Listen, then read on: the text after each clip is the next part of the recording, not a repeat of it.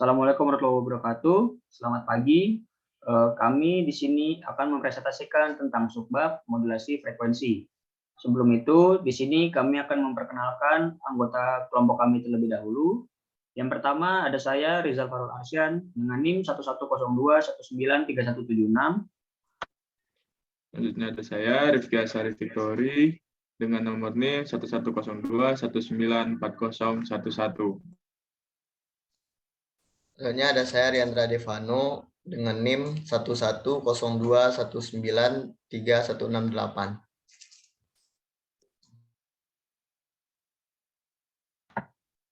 Jadi sebelum masuk ke subbab modulasi frekuensi, di sini kami akan menjelaskan sedikit tentang apa itu modulasi. Next. Modulasi adalah proses untuk mengubah sinyal baseband menjadi sinyal bandpass dengan sinyal carrier berfrekuensi tinggi yang dimodulasi oleh sinyal informasi untuk menghasilkan sinyal termodulasi. Jadi modulasi ini merupakan suatu proses penumpangan atau penggabungan sinyal informasi kepada gelombang pembawa sehingga memungkinkan sinyal tersebut dapat ditransmisikan melalui communication channel. Parameter penggabungan dilakukan dengan mengubah-ubah besaran tertentu dari gelombang pembawa sesuai dengan bentuk sinyal, yaitu ada 3, frekuensi, amplitudo, dan fasa. Next. Lalu kita masuk ke proses modulasi. Jadi, di proses modulasi ini membutuhkan 2 sinyal yang dimodulasi, yang merupakan sinyal informasi dan sinyal pembawa atau sinyal carrier, di mana sinyal informasi tersebut ditumpangkan oleh sinyal carrier. Jadi, yang pertama di sini dibahas merupakan sinyal carrier. Sinyal carrier adalah sinyal yang berbentuk gelombang sinusoida. Frekuensi pada sinyal carrier pun jauh lebih tinggi daripada sinyal informasi.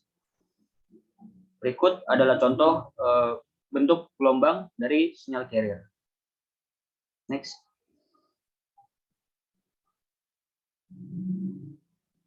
Selanjutnya kita masuk ke sinyal informasi. Sinyal informasi yang membawa data atau informasi untuk dikirim ke pihak penerima melalui suatu saluran transmisi. Dan di bawahnya merupakan gambar dari gelombang sinyal informasi. Next.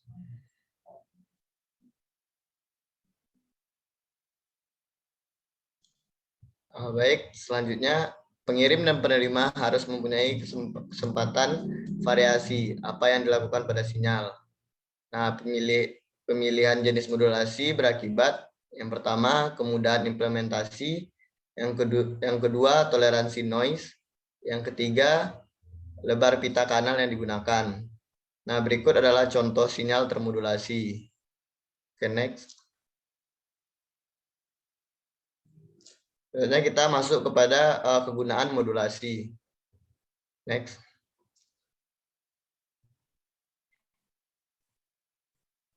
Kegunaan modulasi yang pertama dapat ditransmisikan melewati kanal transmisi.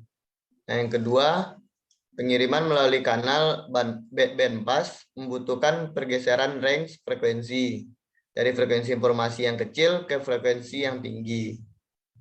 Nah, kegunaan yang ketiga, meminimalisasi terjadinya interferensi pada sinyal pada pengiriman informasi yang menggunakan frekuensi sama atau berdekatan. Nah, kegunaan yang keempat, dimensi Athena menjadi lebih mudah diwujudkan. Nah, yang kelima, sinyal termodulasi dapat dimultiplexing dan ditransmisikan via sebuah saluran transmisi. Oke, next. Selanjutnya kita masuk ke modulasi frekuensi. Next. Pengertian dari modulasi frekuensi adalah suatu metode untuk mengirimkan isyarat frekuensi rendah dengan cara memodulasi frekuensi gelombang pembawa berfrekuensi tinggi. Kecepatan sudut pembawa dibuat berubah-ubah dengan amplitudo isyarat pemodulasi. Next. Nah, pada modulasi frekuensi sinyal carrier berubah-ubah seiring perubahan pada sinyal informasi seperti pada gambar di bawah ini. Nah, dapat kita lihat modulator FM adalah gabungan dari sinyal informasi dan sinyal carrier menjadi sinyal FM. Oke, next.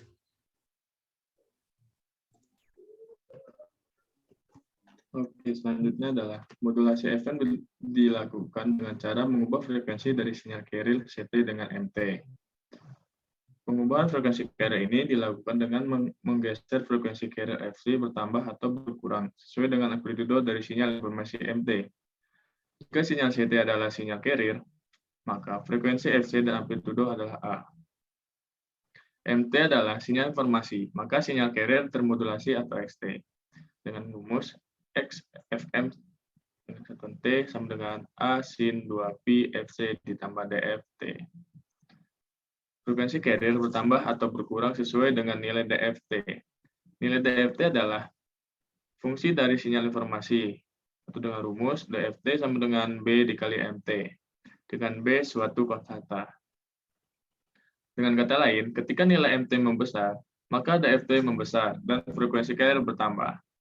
Di sisi lain, jika amplitudo MT mengecil atau negatif, maka frekuensi sinyal carrier mengecil atau berkurang. Dengan demikian, naik turunnya sinyal MT membawa efek langsung pada naik turunnya frekuensi pada sinyal carrier. Yang 9 adalah frekuensi simpangan terjauh disebut dengan DFM.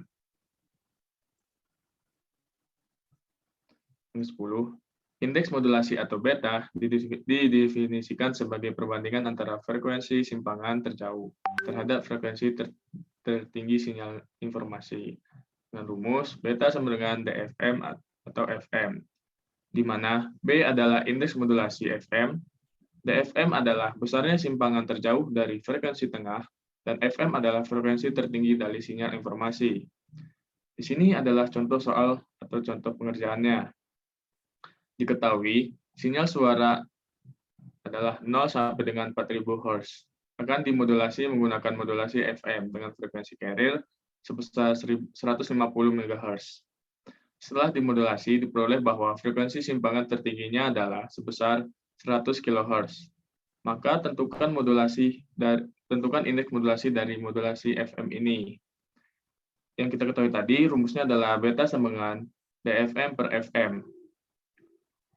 Yang diketahui, DFM atau besarnya simpangan terjauhnya sebesar 100 kHz, dan frekuensi tertinggi sinyal informasinya sebesar 4000 Hz. Maka, kita masukkan ke rumus. Beta sama dengan DFM per FM, maka 100 kHz per 4000. Maka hasilnya adalah 25 Hz. Dengan kata lain, modulasi sebesar 25 memiliki arti bahwa modulasi FM yang digunakan akan mengubah frekuensi carrier dalam rentang 25 kali FM ke atas atau ke bawah. Selanjutnya adalah ilustrasi modulasi frekuensi.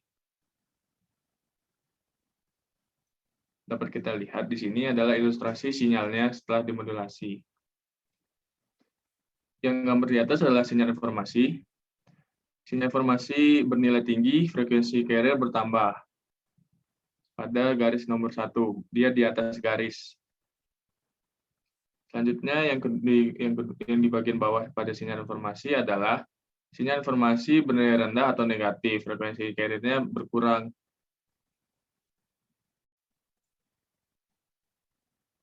Selanjutnya adalah perbandingan modulasi frekuensi dan modulasi amplitudo.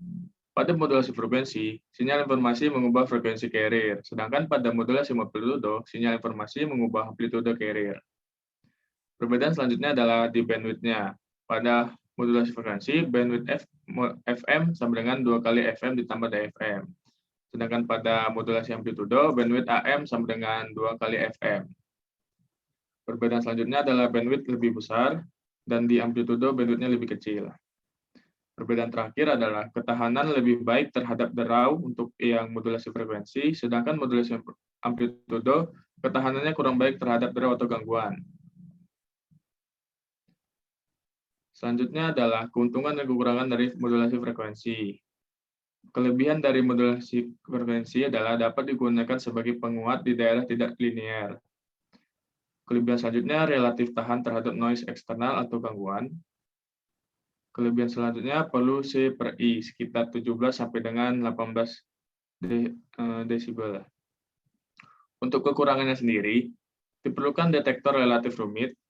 Kekurangan selanjutnya adalah perlu lebar pita lebih besar daripada modulasi amplitudo.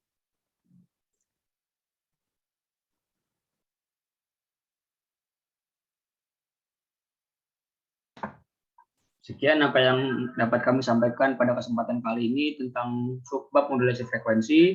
Terima kasih atas perhatiannya. Mohon maaf jika ada yang salah-salah dan kurang berkenan di hati. Selamat pagi. Wassalamualaikum warahmatullahi wabarakatuh.